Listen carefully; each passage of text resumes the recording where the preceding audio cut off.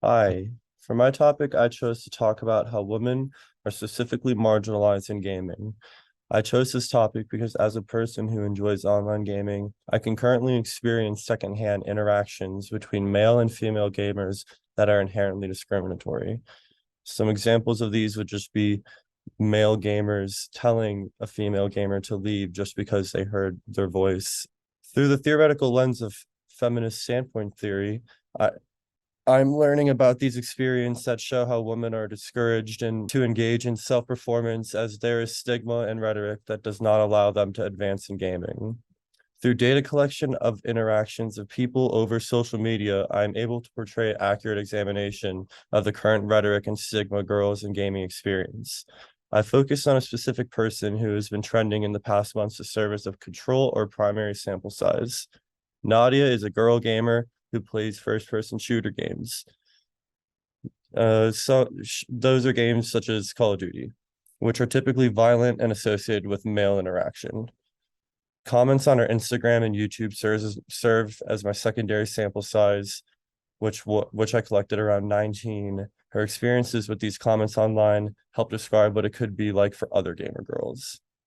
So here is actually the latest picture that she posted on her Instagram, and you can see from her caption, it's like a creator event for people that play video games and are on Twitch, which is a popular streaming service for gamers.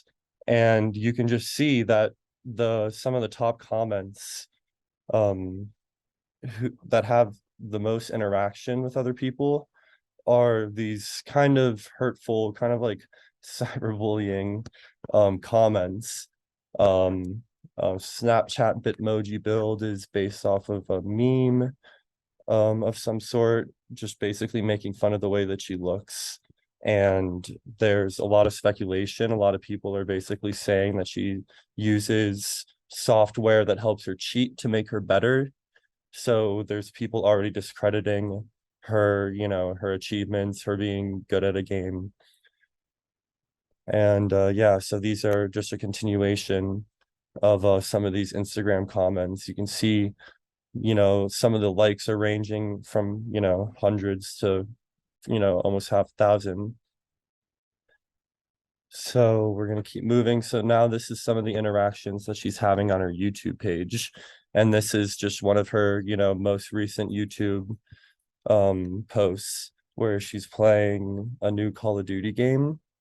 And you could just see literally these are all collected from the same string. These are all, interacted with a lot. And you can just see the same rhetoric, people basically saying that she's bad at the game, that she, you know, cheats, making fun of her voice. So just to clarify everything, this is basically this one gamer girl who, is getting a lot of hate from the community of people that play this game. And it just shows, how a person would not want to play the game anymore. And continuing this idea is one of the main uh people that create the Call of Duty series is a company called Blizzard, and they have had a lot of sexual harassment, toxic workplace allegations, and they've been sued numerous times by their female employees for having a workplace that is not welcoming for females.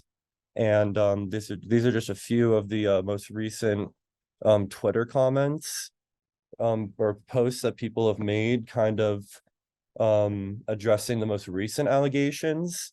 And this bottom post actually is basically talking about a past event that happened where an employee basically killed themselves. So it really gets to a point where the representation of females in the gaming industry, these are the people that make these games, they're they're getting deterred, they're getting pushed away.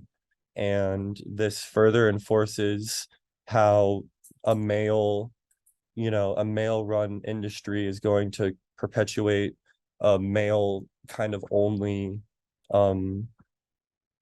environment. And you can see here that this is some of the media attention that this topic is getting. And also, just to go back, you could see that the engagement on these topics are much less than the engagement on the YouTube and Instagram comments that are basically just negative rhetoric, cyberbullying type comments. And this is informational, talking about current events. Yeah. And then we actually get to see some, so this is actually on a positive note, because we're seeing, some established publications bring light to this, bring attention to this topic, and hopefully this will create some change and allow, some further changes to this rhetoric, allowing women to further advance their careers in gaming and in the gaming creation and the playing side of it for the content creators. So this is a video that Vice actually did, and I'm just going to play the first blurb of it. And it just basically gives us a firsthand experience of these gamer girls, and I just wanted to include it because it's an important source to show the experiences. Yo, women, honestly. Please refrain from being a nagging. I've heard go make them sandwiches. I've heard to go back to the kitchen. I've heard that I am not good because I'm a girl. Welcome, ladies and gentlemen, to day number 1 of the. So as you can see, these women who are gaming are currently experiencing hateful comments over the voice chats, and that deters them from even allowing them to be a girl in the game. They're not allowed to talk to their teammates. They're not allowed to experience the games to their fullest extent because they automatically have the fear of being discriminated against because it's so common.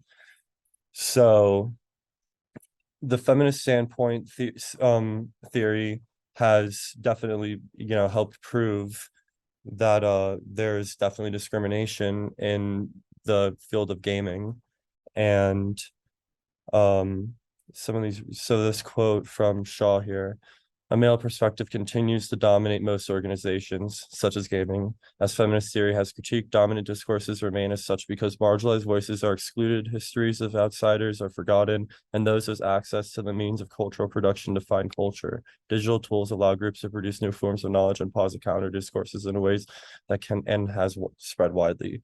So it's important that we have people like Nadia who continue to push this envelope, allow gamer girls to thrive in the environment of a male dominant industry. And it's true that that if men continue to make the games and the rhetoric continues, then men are going to be the majority in the community of gaming, and that's not fair. That's that doesn't show progression in our society. And it would be important for researchers because it shows how online communication will affect the trends of and the actions of current females, of current people who would like to engage in a growing large industry, entertainment. And it's important that we we change this rhetoric.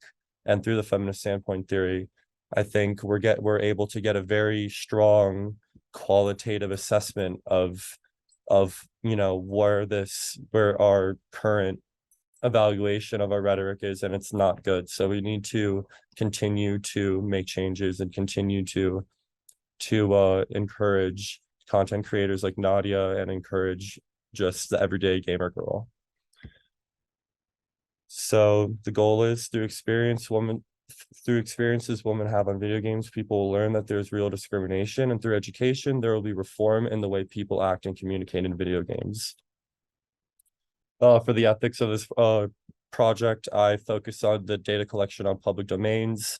I used public sources as well that were from recognized publications that helped reinforce my ideas. Privacy of personal identifiable information. I made sure to blur out anyone's information in the comment section, because even if their comments are inflammatory, it doesn't really matter. It's just to paint the picture. And then these are some of my sources. Thank you.